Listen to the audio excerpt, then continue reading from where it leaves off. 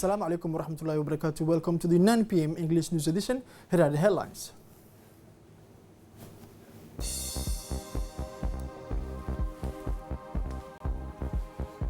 Donation ceremony of the Djiboutian diaspora in Minnesota.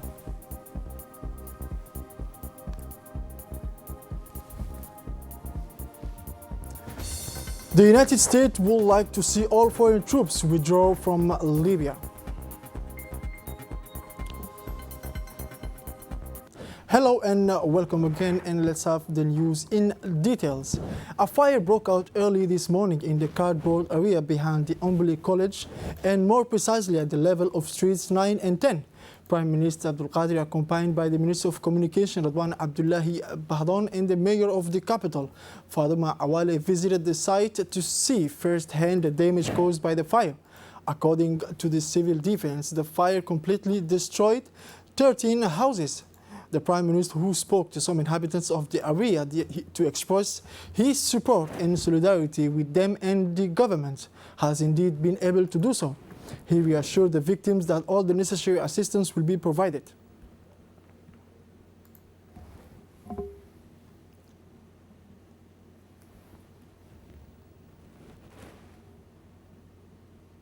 The government's proximity meeting with the population of the capital indeed this morning at Goulet Stadium by the commune of Bulaos, in particular Hiba, District 5 and 7, and Ombuli.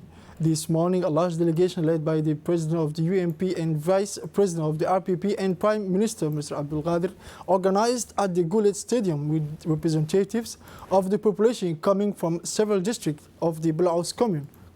On arrival at the Goulet Stadium, the government delegation led by the Prime Minister and comprising members of the government and senior officials from the country and parties received a warm welcome from the population of various districts of Bulaos.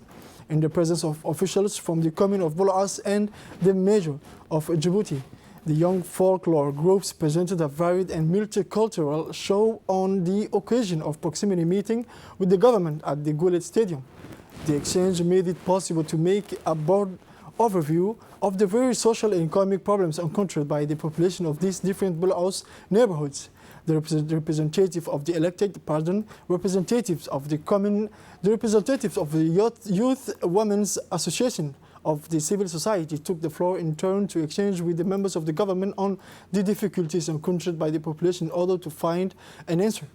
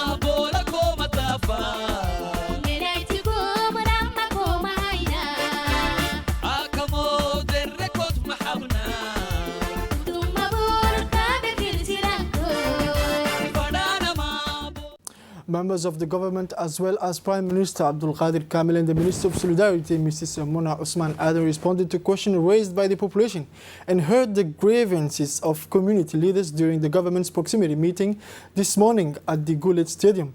This closure follows the various meetings that began in the region and ended by the municipalities of Djibouti City. Moving on to another subject, the Ambassador Nasser Mohammed Usbo proceeded as scheduled on 16 January 2020 to the presentation of the credentials to the President of the Republic of Nicaragua, His Excellency Mr. Daniel Ortega Saavedra. During the presentation of the letters of credence, President Ortega Saavedra granted the ambassador a brief interview during which he presented him with a letter from His Excellency Mr. Ismail Omar Guelleh, President of the Republic of Djibouti, concerning our country's candidacy for a non-permanent post on the United Nations Security Council for the period 2021-2022. On this occasion, the Nicaraguan president expressed his desire to encourage active diplomacy in the service of peace, progress, and common development.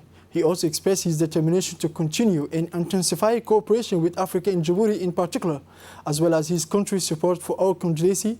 His Excellency Mr. Ortega Saavedra asked Ambassador Usbo to convey his message of greetings and friendship to His Excellency, the President of the Republic of Djibouti, Ismail Omar Guelleh, and his country's desire to join the African Union as an observer, for which reason he will be very grateful to be able to count on Djibouti's support in this regard. This trip was also an opportunity to discuss opportunities for bilateral and multi-sectoral cooperation, as well as consultation and cooperation within international bodies with the Nicaraguan Foreign Minister, His Excellency, Mr. Denis Mokanda, and his team. And now another subject. On 16 January 2020, Colonel Wais Omar Bakare, Commander of the Djiboutian Coast Guard, welcomed in the presence of Lieutenant Colonel Ahmed Dahir Jama, Commander of the French Navy, at the General Directorate of the Coast Guard located at L'Escale, a delegation led by Vice Admiral Fanchetti, Commander of the 6th Fleet of the United States Navy, for a visit of the facilities and ships of the Djiboutian Coast Guard. Vice Admiral Fanchetti appreciated the commendable work of the Djiboutian Coast Guard and the remarkable results of its missions. The Vice Admiral also stressed that the Djiboutian Coast Guard is an important institution in the field of regional maritime security and safety. He also congratulated Colonel Wais Omar Bagore, Commander of the Djiboutian Coast Guard, for his honorable work carried out in a short period of time in order to develop the operational capacity of the Djiboutian Coast Guard. It was pleased with the excellent relations between the two parties and expressed its strong wish to see them develop further in the future. Colonel Wais Omar Bagore warmly thanked the invaluable support in equipment, materials, and training that the Djiboutian Coast Guard has received from the United States of America since its inception. Following the exchange, Vice Admiral Fanchetti visits and with a visit at sea to see the Coast Guard's coastal installation and their areas of operations.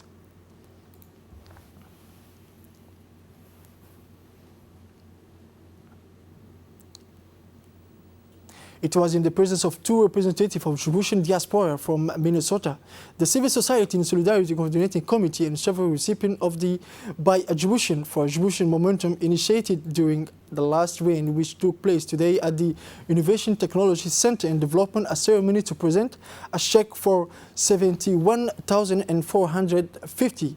Details with Dini Musa, our reporter.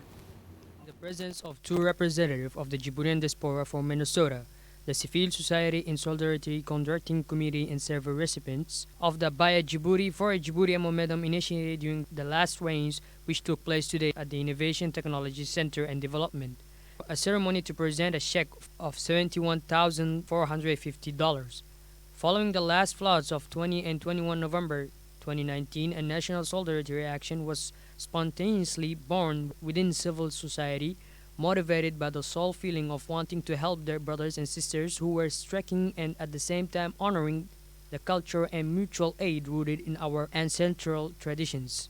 Djiboutians from the various diasporas are responding to this appeal and are joining the elan of the international community of unprecedented national solidarity by a Djiboutian for a Djiboutian.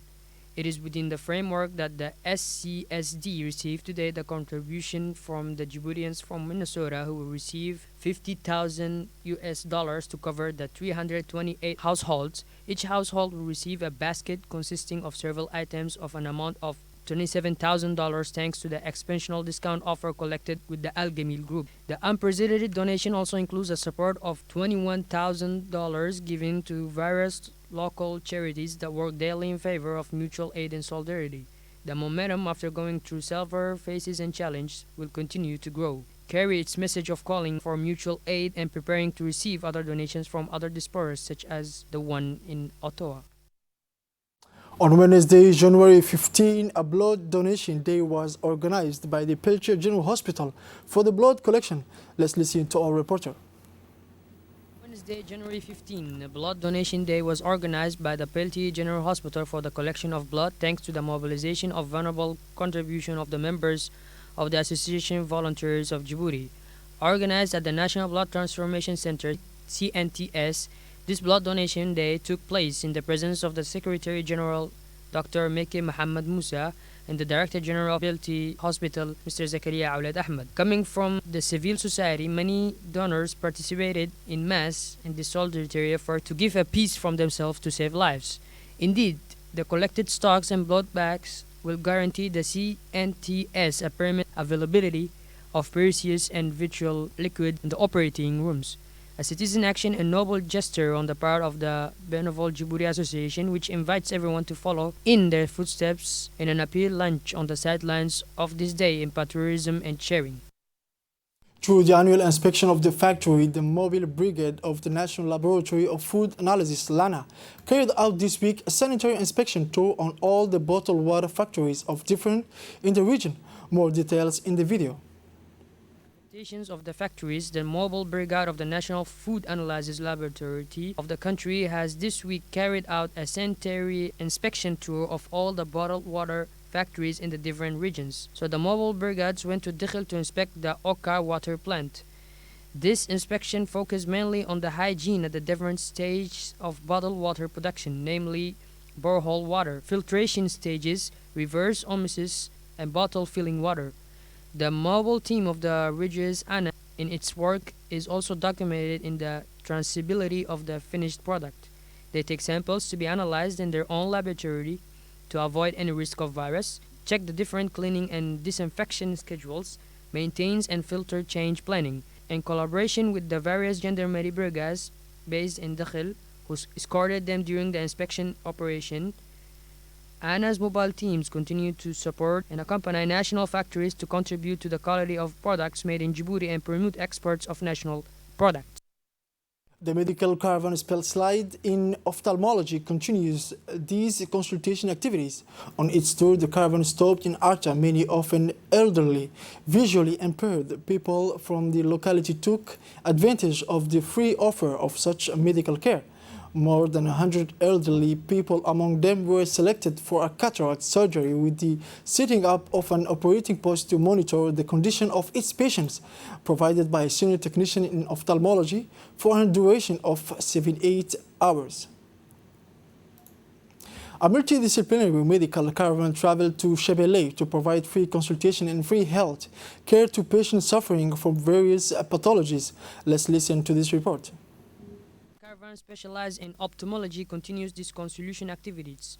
On its tour, the caravan stopped in Arta. Many often elderly, visually impaired people from the locality took advantage of the free offer of such medical care.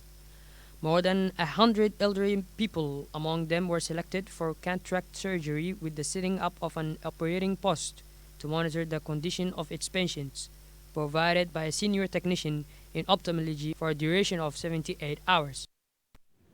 As part of the School Sports Championship 2019-2020 season, in the middle school, the gymnasium of the Djibouti High School hosted this Saturday, January 11, 2020, the playoff tournament of handball for colleges in the city of Djibouti.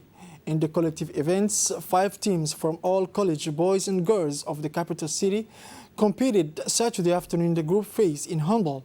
The results were commensurate with the match of the performances that the different teams delivered.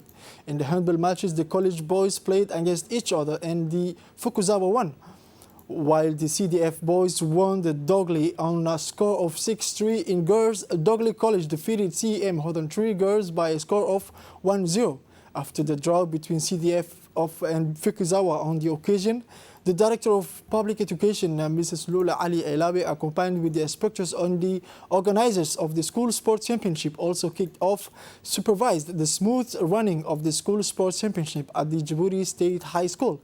It should be noted that this year, MENFOP aims at detecting young sport talents in the school environment in all disciplines, in order to create national teams to participate in various national and international competition in image of MENFOP. More generally, the competitions between the different high schools and colleges take place every weekend on 3 sites, namely the High School of Djibouti from the handball matches, the LIC for the college basketball matches, and the field of Fukuzawa for the football matches. And now another subject, it is with great sadness that we learn of the death of Haji Abdullah Asobe Ege. The deceased was born on 1944 in Dasbio and left behind 13 children and 73 grandchildren. The deceased was a model and pious believer among his sons.